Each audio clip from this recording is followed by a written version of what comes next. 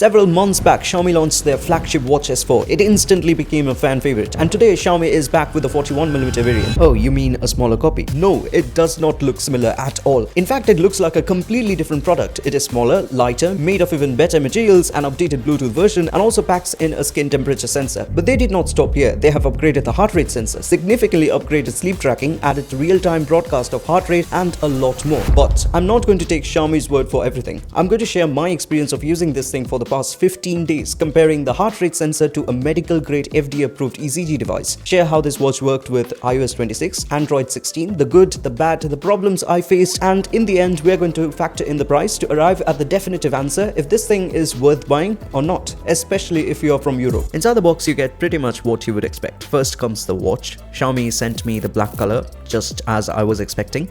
Further inside is the magnetic charging cable, cross-compatible with the original Watch S4.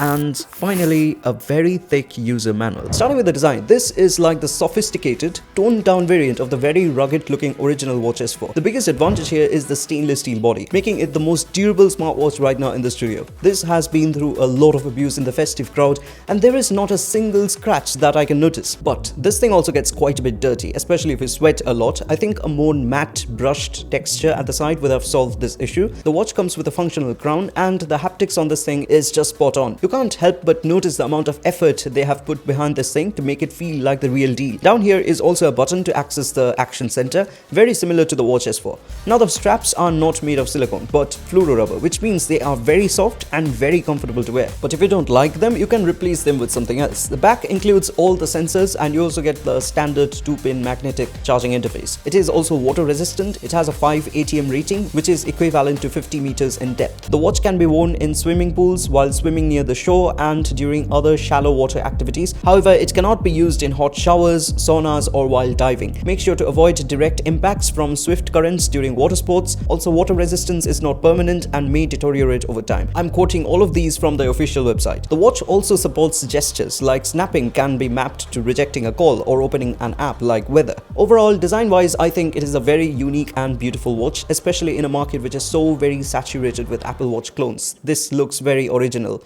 But what about the display? This thing comes with a 1.32-inch sharp and crisp AMOLED screen with a 60Hz refresh rate. It also has a max brightness support up to 1500 nits, so it is very visible outdoors. Supports adaptive brightness and even always on display. While all of these may sound very impressive, it has one major flaw.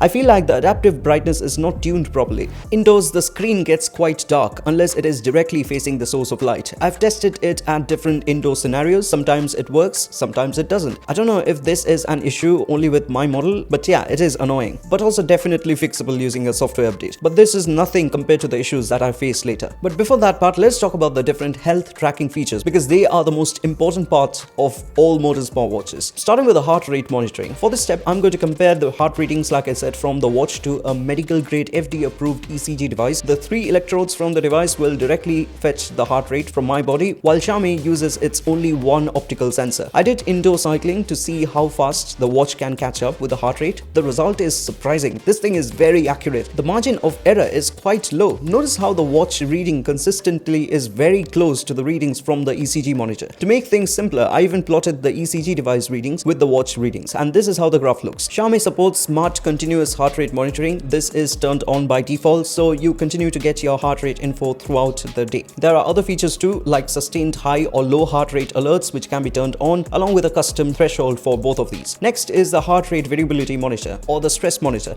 The unit of measurement is not known. Xiaomi only shows a value which can be compared to the 4 levels set by Xiaomi. I also did a HRV test with the ECG monitor, but I do not think there is any way to compare these two results. Xiaomi for the most part says that I have mild stress. The ECG device, however, reported that I have low HF, which essentially means I am not recovering from stress properly. I did a bit of research and also found out that HF readings do not have a standard baseline. The baseline itself differs across different people. But anyway, there is also all-day monitoring for stress levels already enabled by Xiaomi out of the box. You can turn on the relax reminder, which will ask you to do breathing exercise when you are very stressed. You get all the other features like blood oxygen level, which also supports all-day tracking, turned on by default, and low oxygen level alert. Very helpful when you go trekking at high altitudes. Next is sleep monitoring, and this is very accurate as well as detailed. You obviously get to know the different sleep levels and their durations, such as REM sleep, light sleep and deep sleep along with wake-ups. The interface on the app also looks much more simple, so you can easily glance and see if your numbers are in normal range. There is also the good old sleep animal feature, which checks your past 7 days of sleep quality to assign you an animal character.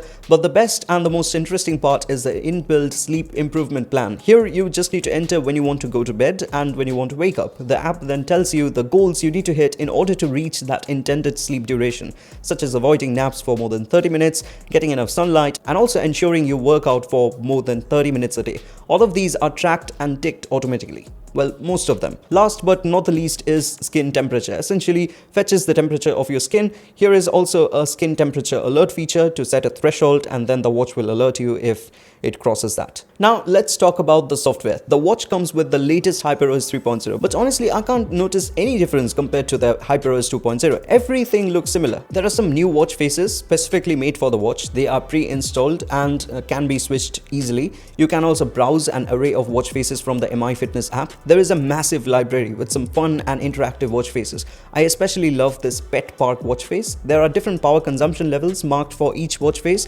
so you know which ones draw more power.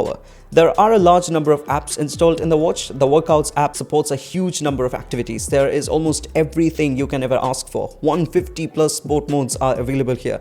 The watch also supports automatic tracking in a number of these workouts, but you need to manually turn that on. There is a history app which shows all the workouts from the past. They are detailed, but yeah, the pairing app shows you much more info, covering all the nitty-gritty things like heart rate, cadence, training effect, elevation, and more, along with graphs. You also get a dedicated app which supports different types of running, walking, as well as jogging. The 5-point GNSS is extremely accurate on this thing, so you get some detailed location and distance data for some of these workouts. Then there is an app for checking training state, recovery, and even measuring your VO2 max. Next is a quick health checkup app which measures heart rate, blood oxygen, stress level, along with sleep quality. It singles out abnormal readings at one place.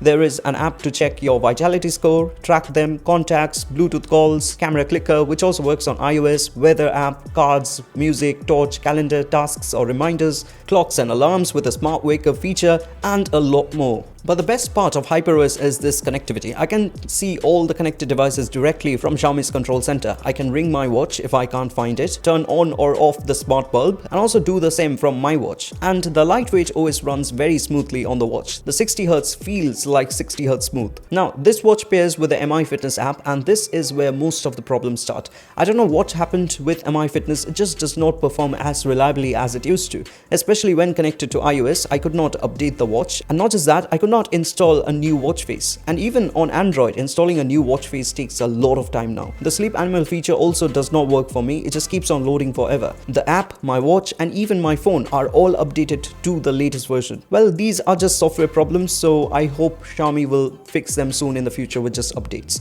The app comes with a lot of other features, and you can even export the data to apps like Zepp Life, Health Connect, Strava, and Sunto. You can modify all of the device settings directly from within the app. The important part here is emergency or SOS. You need to set one emergency contact to enable this, and then you can turn on fall detection and more directly from the app. Other things like detailed workout results, watch faces, and more are already covered. Okay, now it is time for a quick call test. Okay, so this is a very quick call test or audio test of the Xiaomi Watch S4 41mm, and I'm currently recording on the iPhone, so the quality is not as great as my cameras.